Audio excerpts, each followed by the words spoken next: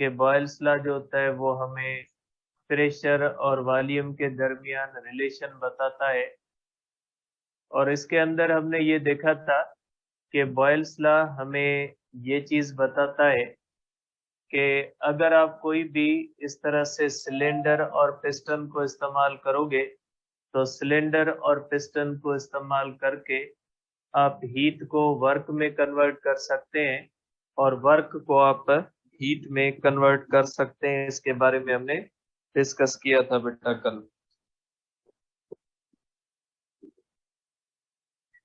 ठीक है, हीट और वर्क को किस तरह से हम कन्वर्ट कर सकते हैं एक दूसरे के अंदर, तो ये चीज हमें बताई थी बॉयल्स लॉ ने। और हमने उसके अंदर ये देखा था कि बॉयल्स लॉ का जो ग्राफ है वो एक हाइपरबोलिक या पैराबोलिक कर्व होता है, जो हमें ये बात इंडिकेट करता है कि अगर आपने किसी भी गैस का वॉल्यूम आपने जीरो करना है तो उस गैस का आपने प्रेशर जो करना होगा वो इनफाइनाइट करना होगा।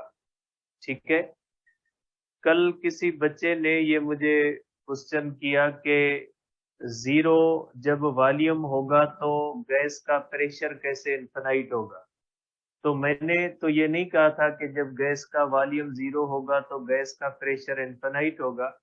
मैंने ऐसी कोई भी बात नहीं की थी। मैंने ये कहा था कि आप ऊपर से जब प्रेशर इनफाइनाइट करोगे तो गैस का वॉल्यूम जीरो हो जाएगा। ठीक है, तो इसलिए जो स्पेशली ऑनलाइन में होते हैं कुछ बच्चे ऐसे होते हैं जो ये समझते हैं कि हम पीडीएफ को देख के फिर उस चीज को समझ लेंगे। तो ऐसा नहीं होता, हर चीज की अपनी एक एक्सप्लेनेशन होती है। अगर आप क्लास अटेंड नहीं करोगे तो फिर बाद में आपको कैसे पता लगेगा कि इस ये जो चीज यहाँ पे लिखी हुई है इसके पीछे मकसद कौन सा है। तो इसलिए बेहतर ये होता है कि आप क्लास अटेंड कर लिया करें, उसके अंदर आपको ये पता लगेगा कि इस चीज का सेंस क्या है, किस सेंस के अंदर ये बात की गई है।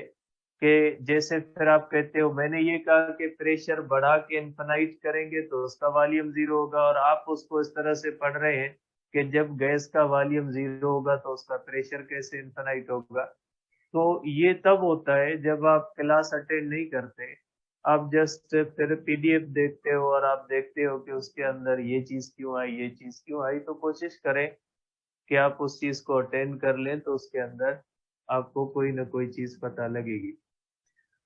देखिए बेटा, आज हम करेंगे चार्ल्स लॉ के बारे में कि ये चार्ल्स लॉ क्या होता है या चार्ल्स लॉ हमें किस चीज के बारे में बताता है। देखिए बेटा, सिंपल सा एक लॉ है और इस लॉ के बारे में आप ये कह सकते हैं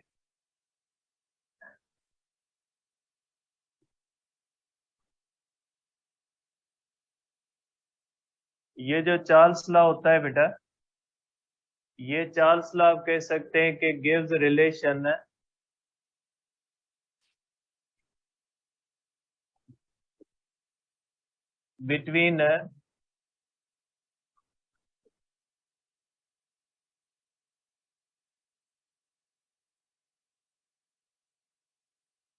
बिटवीन वॉल्यूम एंड टेम्परेचर बेटा।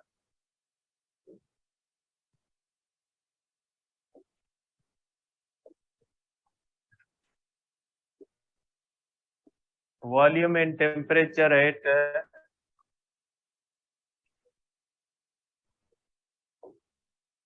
कांस्टेंट प्रेशर बेटा। ठीक है, तो ये लॉ बेटा में रिलेशन बताता है, और किसके दरमियान ये रिलेशन बताता है बेटा, प्रेशर सॉरी वॉल्यूम और टेम्परेचर के बारे में बताता है एट कांस्टेंट प्रेशर। सिंपल सा लॉ है, आपने पहले भी इसको पढ़ा है कि अगर किसी भी गैस का प्रेशर कांस्टेंट रख के उसका टेम्परेचर बढ़ाएंगे तो उसका वॉल्यूम बढ़ेगा। और ये लीनियर रिलेशन है।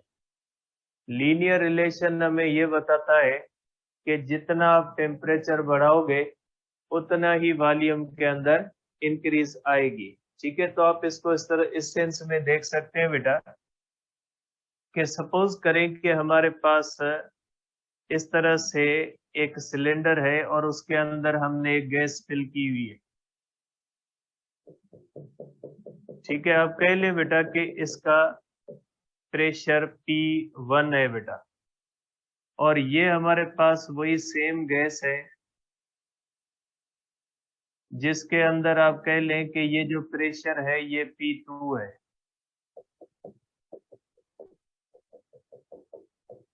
ठीक है, अब अगर आप इसको इस तरह से कहें कि P1 लेस देन P2 है, ठीक है, दोनों को आप अगर यहाँ से बेटा हीट देते हैं, इसको भी हीट देते हैं और इसको भी हीट देते हैं, दोनों का वॉल्यूम क्या होगा बेटा? दोनों का वॉल्यूम बढ़ेगा, दोनों के वॉल्यूम के अंदर इंक्रीज आएगी, क्योंकि यहाँ से इसका टेम्परेचर बढ़ेगा और इसका भी टेम्परेचर क्या होगा बेटा? बढ़ेगा। तो अगर आप कांस्टेंट प्रेशर रखते हैं लेकिन एक सैंपल ऑफ गैस के ऊपर आपने कम प्रेशर रखा हुआ है और दूसरे सैंपल ऑफ गैस पे आपने ज्यादा प्रेशर रखा हुआ है, दोनों का अगर आप टेम्परेचर बढ़ाओगे तो दोनों का वॉल्यूम बढ़ेगा, लेकिन दोनों का वॉल्यूम इक्वली नहीं बढ़ेगा, दोनों का वॉल्यूम बढ़ेगा जरूर, एक का वॉल्यूम V1 भी बढ़ेगा और दूसरे का वॉल्यूम V2 भी बढ़ेगा, क्योंकि दोनों का टेम्परेचर बढ़ रहा है और दोनों का प्रेशर क्या है? कांस्टेंट है। लेकिन फर्क ये कि इसके ऊपर कम प्रेशर रखा हुआ है और दूसरे के ऊपर ज्यादा प्रेशर रखा हुआ है, तो दोनों में फर्क ये होता है, ठीक है, दोनों में फर्क ये होता है कि जिसके ऊपर ज्यादा प्रेशर कांस्टेंट रखोगे उसके अंदर इंक्रीज कम आएगी, और जिसके ऊपर प्रेशर कम होगा उसके अंदर इंक्रीज जो होगी वो ज्यादा आएगी। तो यह आप बात ध्यान में रखें कि चार्ल्स लॉ जब हमें कहता है कि वॉल्यूम, जब आप टेम्परेचर बढ़ाओगे तो वॉल्यूम बढ़ेगा, अब ये वॉल्यूम कितना बढ़ेगा, वॉल्यूम के अंदर इंक्रीज ज्यादा आएगी या कम आएगी, इसको कंट्रोल कौन करेगा? प्रेशर करेगा। अगर प्रेशर आप ज्यादा रख के फिर उसको टेम्परेचर देते हो तो इंक्रीज इन वॉल्यूम क्या आ जाएगी? कम। और अगर प्रेशर कम रख के आप उसको टेम्परेचर देते हो तो वॉल्यूम के अंदर इंक्रीज ज्यादा आएगी। ठीक है, ये है चार्ल्स लॉ। ठीक है, अब इसका पहले मैं ग्राफ बनाता हूं, उसके बाद ये डिस्कस करते हैं कि फिजिक्स की इसके अंदर क्या इंटरेस्ट है या हमें इससे क्या मिलता है बेटा। देखिए, आप इसका ग्राफ बेटा इस तरह से कर सकते हैं कि अगर आप चार्ल्स लॉ का ग्राफ बनाए बेटा इस तरह से,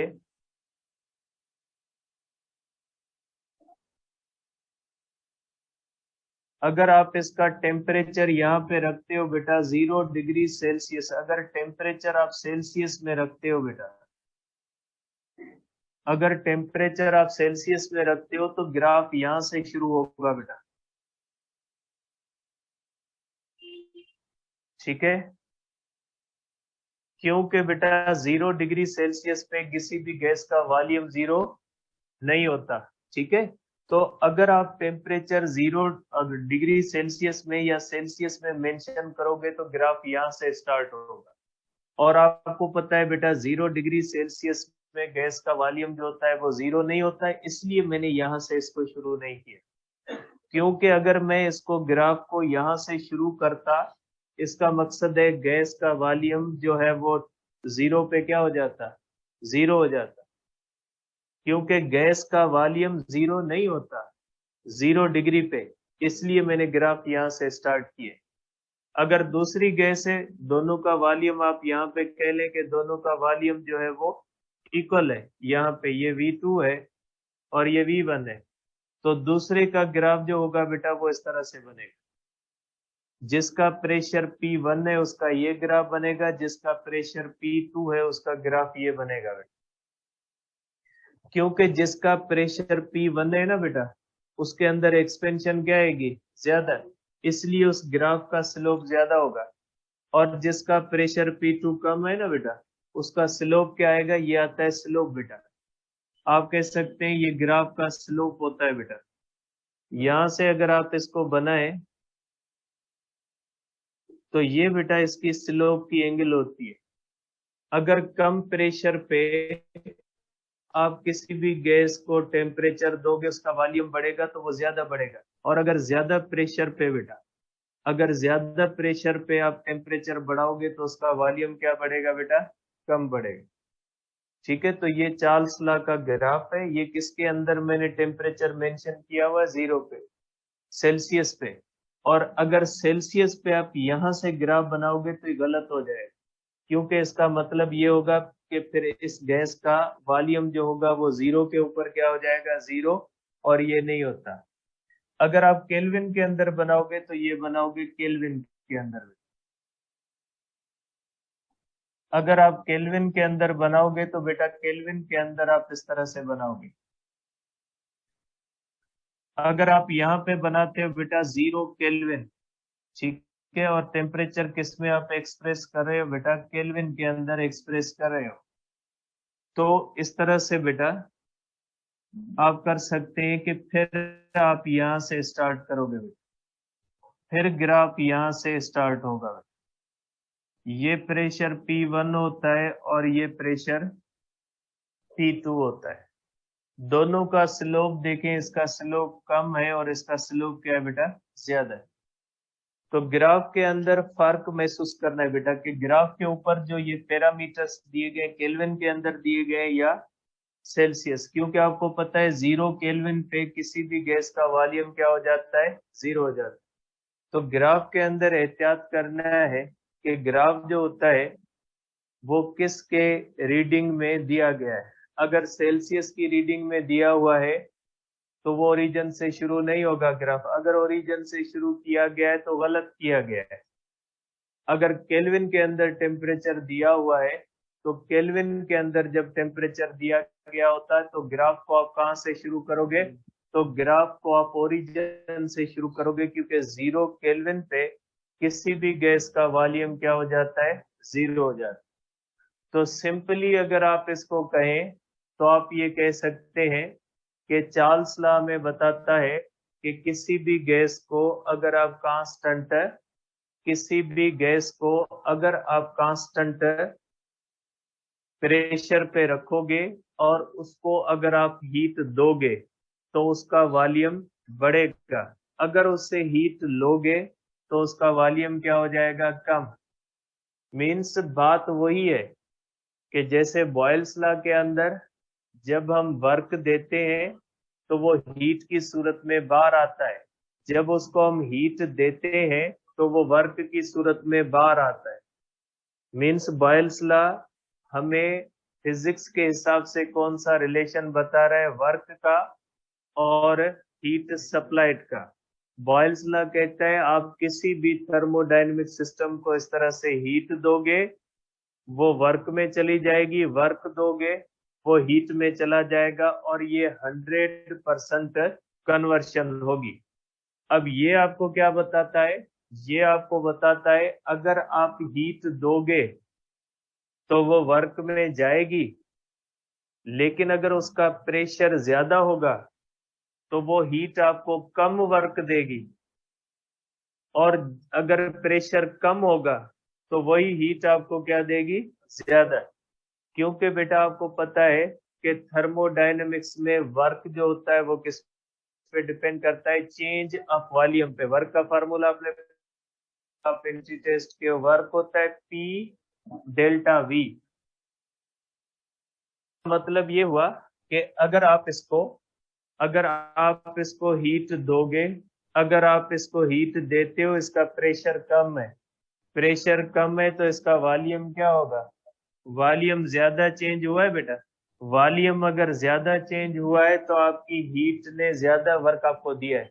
इसका प्रेशर कौन सा है, इसका प्रेशर ज्यादा है, मींस इसका वॉल्यूम के अंदर चेंज क्या आई है, कम आई है। तो मींस आपकी कम हीट किस में गई है, वर्क में गई है। ठीक है, तो ये लॉज आपको हीट और वर्क के दरमियान रिलेशन भी बताते हैं।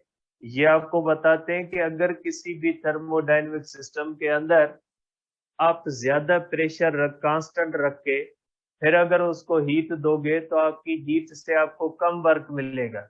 अगर आप कम प्रेशर रख के हीट दोगे तो आपकी हीट से आपको ज्यादा वर्क मिलेगा, क्योंकि थर्मोडायनेमिक्स में वर्क किस पे डिपेंड करता है, चेंज ऑफ वॉल्यूम पे। और चार्ल्स लॉ कहता है अगर ज्यादा प्रेशर रख के आप किसी भी गैस को टेम्परेचर दोगे तो उसका वॉल्यूम चेंज जो होगा वो कम होगा।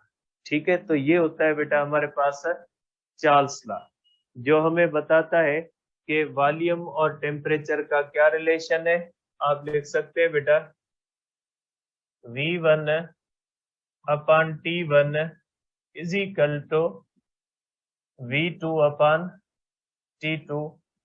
इस तरह से आप इसको कर सकते हैं बेटा, वॉल्यूम और टेम्परेचर का रिलेशन कर सकते हैं। इसके बाद है बेटा हमारे पास जनरल गैस इक्वेशन।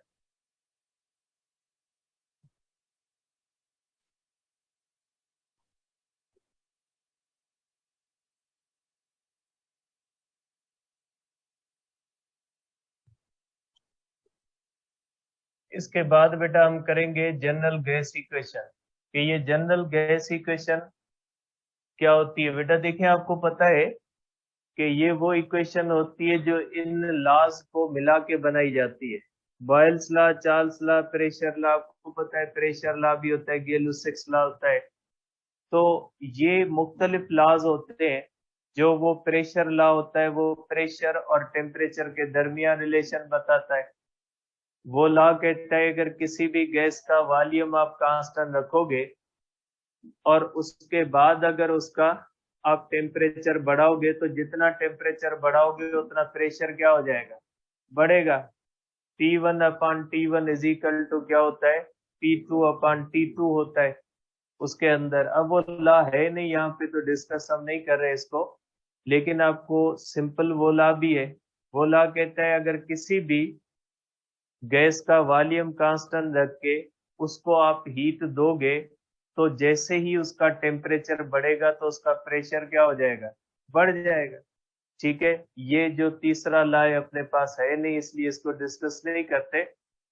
तो इन सब लॉज को मिला के एक जनरल इक्वेशन बनाई गई है जो पूरी गैस के बिहेवियर को एक्सप्लेन करती है। तो ऐसी इक्वेशन जो पूरी गैस के बिहेवियर को एक्सप्लेन करे, ऐसी इक्वेशन को क्या कहा जाता है, जनरल गैस इक्वेशन कहा जाता है। और जो तीनों पैरामीटर्स के दरमियान रिलेशन बताती है, प्रेशर के दरमियान, वॉल्यूम के दरमियान और टेम्परेचर के दरमियान। आप कह सकते हैं बेटा कि ये जो होती है हमें बेटा गिव्स रिलेशन बिटवीन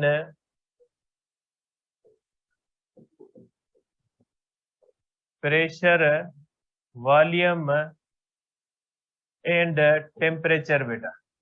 और ये इक्वेशन आपको पता है बेटा PV इज इक्वल टू होती है बेटा nRT।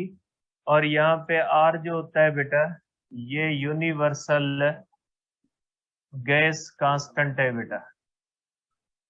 आप इसको कह सकते हैं कि यूनिवर्सल गैस कांस्टेंट है जिसकी वैल्यू हर गैस के लिए सेम होती है, 8.31 होती है मेरे ख्याल में। तो ये जो है इसकी वैल्यू कांस्टेंट और हर गैस के लिए एक ही होती है बेटा। ठीक है, तो ये बेटा हमारे पास गैस लॉज हो गए। अब इसके बाद जो है बेटा हमारे पास, इसके बाद बेटा ये जो हमारा हमने जो यहाँ तक जो चीजें पढ़ी है इन चीजों के अंदर बेटा जो पुराना पीएमसी का सिलेबस था, अब नया तो जब आएगा तो डिस्कस करेंगे उस बात को, पीएमडीसी क्या करती है या उसका क्या तरीका होता है, वो तो जब आएगा तो ही बंदा उसके ऊपर कमेंट कर सकता है। लेकिन जो पुराना पैटर्न था उसके अंदर अगर हम देखें तो जो हमने ये चीजें पढ़ी है इसमें इंटरनल एनर्जी जो थी वो पुराने पीएमसी के सिलेबस में शामिल थी, जबकि उसके सिवा बाकी जो चीजें थी वो पुराने सिलेबस के अंदर शामिल नहीं थी। बाकी चीजें हमने इसलिए पढ़ी है क्योंकि प्रोविंशियल लेवल पे कह रहे हैं कि टेस्ट होगी, और प्रोविंशियल लेवल पे जब टेस्ट होती है तो पूरे बुक्स होते हैं। उनके अंदर कोई सिलेबस नहीं होता। जैसे केपी के अंदर भी ऐसा ही था, जो पुराना तरीका था केपी के अंदर, वहां पे भी पूरे बुक्स होते थे, सिंध के अंदर भी पूरे बुक्स होते थे, सिवाय पंजाब के। पंजाब के अंदर यूएचएस जो थी वो अपना पहले भी सिलेबस देती थी, ठीक है। अब यूएचएस का पहले वाला सिलेबस भी बड़ा होता था, पीएमसी की तरह छोटा नहीं होता था।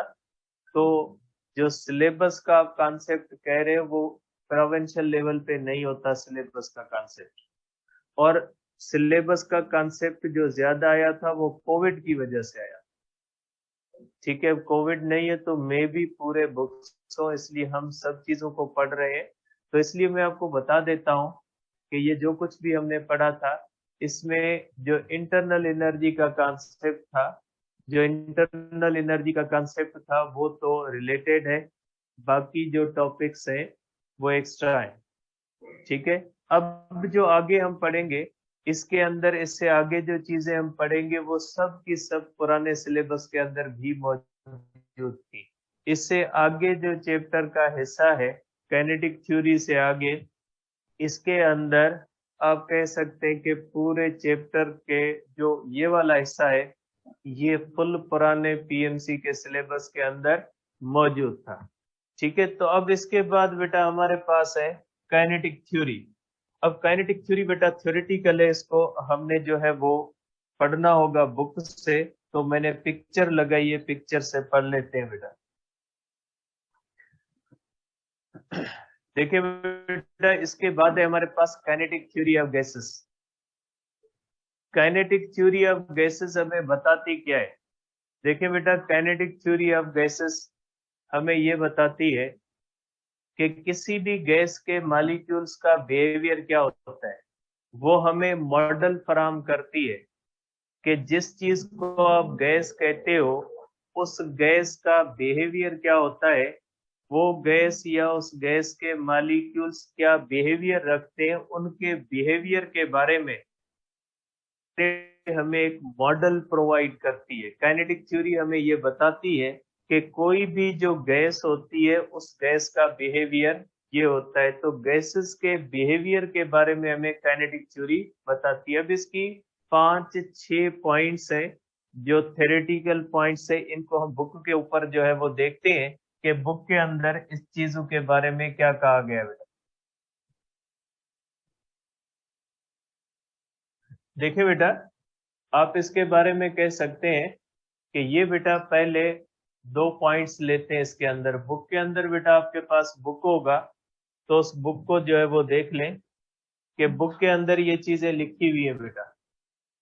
देखिए बेटा, इस काइनेटिक थ्योरी की जो पहली बात होती है, काइनेटिक थ्योरी की जो पहली बात होती है वो ये पॉइंट कहती है, a gas consists of particles called molecules बेटा। कि गैस के अंदर क्या होते हैं बेटा? मॉलिक्यूल्स होते हैं। अब ये गैस की नेचर पे डिपेंड करता है कि उसके मॉलिक्यूल में एक एटम है, उसके मॉलिक्यूल के अंदर 2 एटम है, या उसके मॉलिक्यूल के अंदर 2 से भी ज्यादा एटम्स है। That depends upon nature of the gas. तो depending on the gas, each molecule will consist of an atom or a group of atoms, ठीक है। All the molecules of a gas in stable state. बेटा यहाँ पे कहा गया stable state.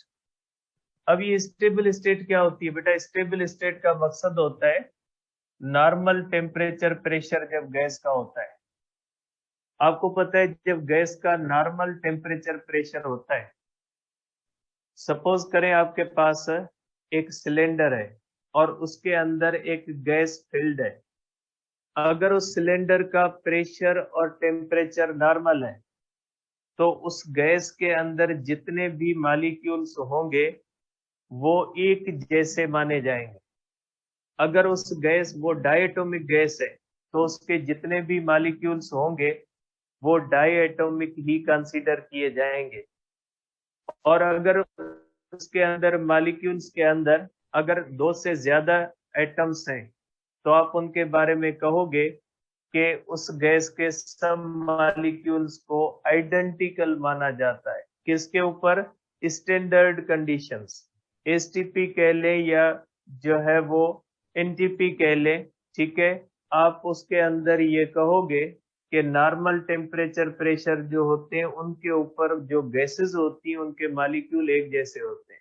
लेकिन अगर प्रेशर टेम्परेचर नॉर्मल नहीं होते तो गैसेस अनस्टेबल हो जाती हैं और उसके मॉलिक्यूल्स के अंदर तोड़ फोड़ हो सकता है फिर किसी का मॉलिक्यूल टूट गया हो, कहीं पे एक एटम हो, कहीं पे दो एटम हो मॉलिक्यूल के अंदर और कहीं पे तीन एटम हो मॉलिक्यूल के अंदर। तो अगर नॉर्मल कंडीशंस नहीं है तो गैस के सब मॉलिक्यूल एक जैसे हों ये जरूरी नहीं है। लेकिन अगर नॉर्मल कंडीशंस हैं तो फिर गैस के मॉलिक्यूल्स का एक जैसा होना जरूरी होता है, ठीक है। तो बेटा आप ये कह सकते हैं gas consists of particles called molecules depending on the gas each molecule will consist of an atom or a group of atoms. All the molecules of a gas in a stable state are considered identical. Any finite volume of a gas consists of very large number of these molecules. क्योंकि बेटा molecule छोटे होते हैं और थोड़ी सी gas में भी इनकी तादाद बहुत ज्यादा होती है। This assumption is justified by experiments at standard conditions. There are 3 into 10 power 25 molecules in a cubic meter. बेटा अगर आपके पास एक क्यूब है इस तरह से, कि अगर आपके पास इस तरह से क्यूब है और इसकी लेंथ विड्थ और हाइट, बेटा लेंथ विड्थ और इसका वॉल्यूम जो होता है बेटा ये 1 मीटर क्यूब है। अगर इसके अंदर गैस को जबरदस्ती बेटा कंप्रेस नहीं किया गया, नॉर्मल है, मीन्स ये इसके ऊपर आपने जबरदस्ती इसके अंदर गैस भरी नहीं है या इसका टेम्परेचर ज्यादा नहीं किया कि इसमें से गैस निकल जाए।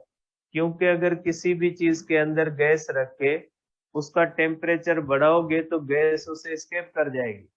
अगर आप उसके ऊपर प्रेशर बढ़ाओगे तो आप गैस को कंप्रेस करके और भी गैस उसके अंदर फिल कर सकते। जैसे ये घर के अंदर एलपीजी के सिलेंडर होते हैं, इसके अंदर देखें बहुत प्रेशर से गैस फिल की जाती है। तो ये नॉर्मल कंडीशन नहीं है। अगर नॉर्मली आपके पास कोई क्यूब हो जिसका वॉल्यूम 1 मीटर क्यूब हो या कोई ऐसी चीज हो जिसका वॉल्यूम 1 मीटर क्यूब हो, उसके अंदर जितनी भी एयर नॉर्मल एयर भरी होती है तो उस अंदर कितने 25 मॉलिक्यूल्स होते हैं बेटा। अब आप इसको इस तरह से देख सकते हैं बेटा,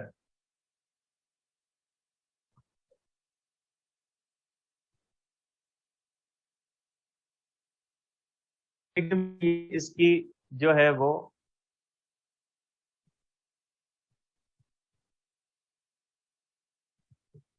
बेटा ये तीसरी पॉइंट है इसकी। अब ये तीसरी पॉइंट ये होती है कि the molecules are separated by distance large as compare to their own dimensions. बेटा देखिए बेटा, आपको पता है मॉलिक्यूल्स जो होते हैं वो एक दूसरे के ऊपर किसी भी किस्म की फोर्स नहीं लगाते। तो बेटा हमने ये पढ़ा है कि गैस के मॉलिक्यूल्स के अंदर मास होता है, तो मास की वजह से उन दोनों को, उन मॉलिक्यूल्स को क्या करना चाहिए? फोर्स लगानी चाहिए। लेकिन वो मास की वजह से भी फोर्स नहीं लगाते। अब इसका क्या रीजन है बेटा? देखिए आपको पता है ग्रेविटी जो होती है वो तो इन्फिनिटी पे जीरो होती है, फिर गैस मॉलिक्यूल के दरमियान डिस्टेंस आपको इनफाइनाइट तो नहीं लगता, फिर उनके दरमियान ग्रेविटेशनल फोर्स जीरो हम क्यों मानते हैं? देखिए बेटा, इन्फिनिटी की इंटरप्रिटेशन हम गलत लेते हैं। यहाँ पे फिजिक्स के अंदर जब हम कहते हैं डिस्टेंस इनफाइनाइट है तो इसका मतलब है कि बहुत ज्यादा डिस्टेंस।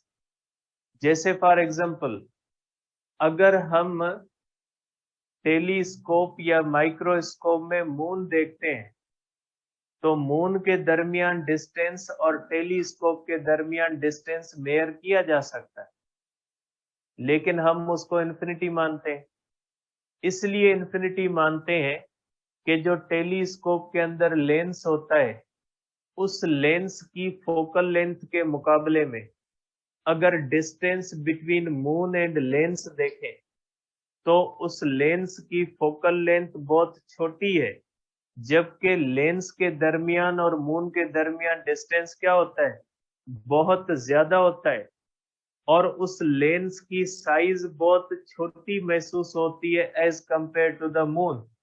इसलिए हम क्या कहते हैं कि ऐसा डिस्टेंस जो किसी भी चीज की अपनी साइज के मुकाबले में बहुत ज्यादा हो, तो उसको आप क्या कहते हैं, इन्फिनिटी मानेंगे।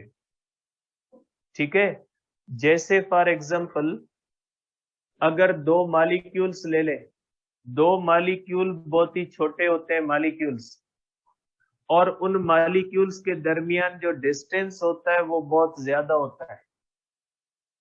इसलिए हम कहते हैं कि मॉलिक्यूल्स के दरमियान ग्रेविटेशनल फोर्स नहीं होती, क्योंकि मॉलिक्यूल की साइज के मुकाबले में उन मॉलिक्यूल्स की साइज के मुकाबले में उन मॉलिक्यूल्स के दरमियान डिस्टेंस बहुत ज्यादा है।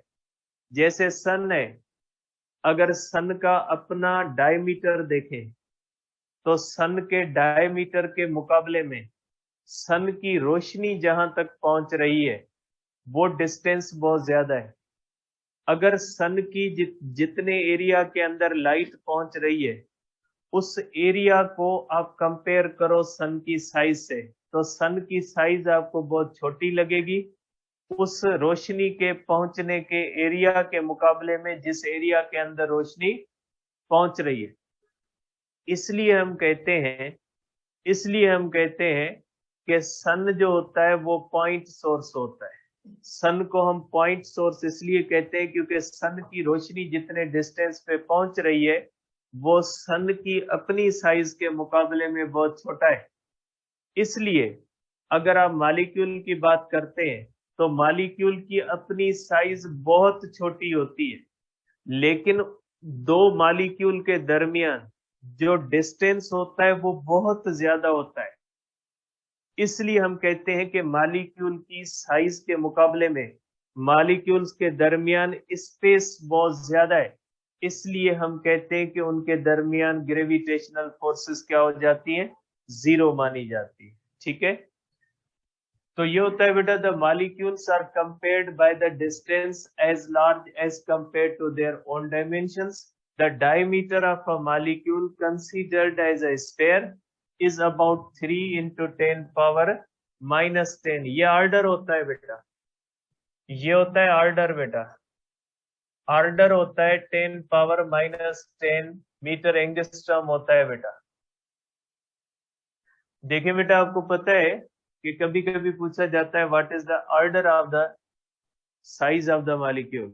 नीचे ऑप्शन लिखे होते हैं 10 पावर माइनस 10 माइनस 11। हम समझते हैं ये 3 तो ही नहीं, मीन्स ऑप्शन गलत है। 3 की हैसियत नहीं होती, हैसियत पावर की होती है। 10 के पावर की हैसियत होती है। अगर 3 आगे लिखा हुआ है ठीक है, नहीं लिखा हुआ कोई मसला नहीं। 10 पावर माइनस 10 भी लिखा हुआ है ना, मीन्स ये ऑर्डर है। पावर ऑफ 10 को ऑर्डर ऑफ मैग्नीट्यूड कहा जाता है। तो ज्यादा इंपॉर्टेंट, मैग्नीट्यूड के अंदर ज्यादा इंपॉर्टेंट पावर बनता है। ठीक है, order of the magnitude matter करता है बेटा। ठीक है, तो ये होता है बेटा। चौथी पॉइंट है the molecules move in all direction and with various speeds. बेटा देखें, इसमें कहा गया कि गैस मॉलिक्यूल्स के दरमियान कोई फोर्स तो है ही नहीं, तो वो रेंडम मोशन में होते हैं। लेकिन सब मॉलिक्यूल की स्पीड्स इक्वल नहीं होती। ठीक है, आप ये कहें कि यहाँ पे जो इस रूम के अंदर एयर फिल्ड है, इसके अंदर जितने भी मॉलिक्यूल्स हैं, सब मॉलिक्यूल्स के बारे में आप ये कह सकते हैं कि सब मॉलिक्यूल्स की स्पीड इक्वल नहीं है, सब मॉलिक्यूल्स की स्पीड अनइक्वल है। किसी की ज्यादा होती है और किसी की क्या होती है बेटा, कम होती है। Making elastic collision with one another. और ये जो मॉलिक्यूल्स होते हैं ना, ये एक दूसरे के साथ इलास्टिक कुलियन करते हैं। बेटा इलास्टिक कुलियन हमेशा तब होती है जब कोई एक्सटर्नल फोर्स नहीं लगती। अगर मॉलिक्यूल के दरमियान ग्रेविटेशनल फोर्स होती तो मॉलिक्यूल जब एक दूसरे से कोलाइड करते तो उनकी कुलियन को आप इलास्टिक नहीं कह सकते थे। बेटा आपने चैप्टर 3 फर्स्ट ईयर के अंदर पढ़ा होगा इलास्टिक कुलियन के अंदर कि अगर हमारे पास इस तरह से दो बाल्स आ रहे हैं, ये दो बाल जब आपस में कुलियन करते हैं इस तरह से, तो ये एक दूसरे के ऊपर फोर्स लगाते हैं। इनकी कुलियन इलास्टिक कब होगी? इनकी कुलियन इलास्टिक तब होगी जब फ्रिक्शन जो होगी वो 0 होगी। ठीक है, आपको पता है फ्रिक्शन तो 0 नहीं होगी, किसी भी चीज की फ्रिक्शन 0 हो सकती है, लेकिन फ्रिक्शन 0 न होने के बावजूद भी हम कहते हैं कि इलास्टिक कुलियन होती है। तो बेटा इसके लिए एक पैरामीटर हम इस्तेमाल करते हैं। अगर ये बाल किसी ऐसी चीज के ऊपर मूव कर रहे हैं जिस सरफेस की फ्रिक्शन बहुत थोड़ी हो, लेकिन जब वो आपस में टकराएं तो टकराने से उनके दरमियान जो आपस की फोर्सेस लगे वो कहा जाता है म्यूचुअल एक्शन और रिएक्शन। तो जो म्यूचुअल एक्शन और रिएक्शन की फोर्सेस लगे वो फ्रिक्शन के मुकाबले में अगर बहुत ज्यादा हो, फ्रिक्शन बहुत थोड़ी हो और आपस में लगने वाली फोर्सेस क्या हो, ज्यादा हो, तो भी आप कहोगे कि ये कुलियन कौन सी है, इलास्टिक। तो इसी तरह से अगर हम गैस मॉलिक्यूल्स को देखते हैं तो गैस मॉलिक्यूल्स के दरमियान जो ग्रेविटेशनल फोर्सेस होती है वो न होने के बराबर होती है। इसलिए जब वो आपस में कोलाइड करते हैं तो कुलियन के दौरान जो वो फोर्सेस लगाते हैं वो ज्यादा स्ट्रांग होती है, लेकिन उनके दरमियान जो ग्रेविटेशनल फोर्सेस होती है वो क्या होती है, वीक होती है। इसलिए आप इसको क्या कह सकते हो, इसलिए आप इसको कहोगे कि ये जो इनकी कुलियन है ये कौन सी है, इलास्टिक है। अगर इनके दरमियान स्ट्रांग हो जाए जैसे वाटर मॉलिक्यूल्स की होती है तो उनके अंदर आप इलास्टिक नहीं कहते, आप इलास्टिक किसके दरमियान कहते हो, गैसेस के दर, क्योंकि गैसेस के दरमियान जो फोर्सेस है वो क्या है, वीक है, और उनकी अपनी फोर्सेस क्या होती है, स्ट्रांग होती है। जब अपनी फोर्सेस स्ट्रांग हो और बाकी फोर्सेस वीक हो तो हम कहेंगे वो कुलियन कौन सी बन जाएगी, वो कुलियन इलास्टिक बन जाएगी, इसलिए इलास्टिक कुलियन। ठीक है, the molecules move in all direction and with the various speeds making elastic collision with one another and with the walls of the container. The walls of a container can be considered perfectly smooth. Perfectly smooth का मकसद है दीवार भी किसी भी किस्म की force नहीं लगाती। Molecules exert no forces on one another except during collisions. Molecule बाकी फोर्सेस नहीं लगाते, लेकिन जब वो कोलाइड होते हैं तो क्या लगाते हैं, फोर्सेस लगाते हैं। Therefore, in between collision with another molecules are with the walls of the container and in the absence move freely in straight lines. क्योंकि के दरमियान कोई और फोर्सेस तो होती नहीं है, इसलिए उनकी मोशन जो होती है वो लीनियर मोशन होती है, रेक्टिलिनियर मोशन होती है।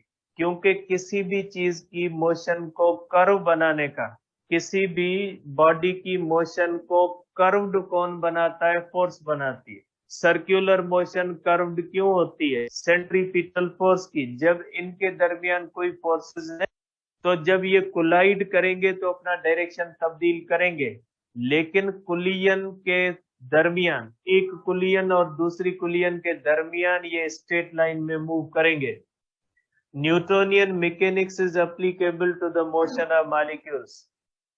बेटा आपको पता है कि न्यूटोनियन मैकेनिक्स के लॉस जो आप फर्स्ट ईयर के अंदर पढ़े हो, रेक्टिलिनियर मोशन की इक्वेशन चैप्टर 3 के अंदर, ये इक्वेशन तब लगती है जब किसी भी चीज की स्पीड ऑफ लाइट के मुकाबले में बहुत थोड़ी है। क्योंकि आपको पता है जब किसी भी चीज की स्पीड ऑफ लाइट के मुकाबले में बहुत ज्यादा हो जाएगी तो पर ये इक्वेशंस नहीं लगती जो आप चैप्टर 3 के अंदर पढ़ के आए। Newtonian mechanics is not valid for the objects moving with the speeds comparable to the speed of light. इसलिए अगर हम कहते हैं कि मॉलिक्यूल्स के ऊपर ये न्यूटोनियन मैकेनिक्स के लॉज लग सकते हैं, इसका मकसद है कि मॉलिक्यूल्स की स्पीड हाई जरूर है, मॉलिक्यूल्स की स्पीड बहुत ज्यादा जरूर है, लेकिन compare to the speed of light ज्यादा नहीं है। लाइट के मुकाबले में मॉलिक्यूल्स की स्पीड्स बहुत ज्यादा कम है, इसलिए आप न्यूटोनियन मैकेनिक्स के लॉज को लगा सकते। ठीक है, तो ये काइनेटिक थ्योरी है बेटा। अब इसके बाद हमारे पास है प्रेशर ऑफ गैस। इसकी इक्वेशन बड़ी बनेगी, इंशाल्लाह कल जो है वो हम डिस्कस करेंगे प्रेशर ऑफ गैस को। ठीक है।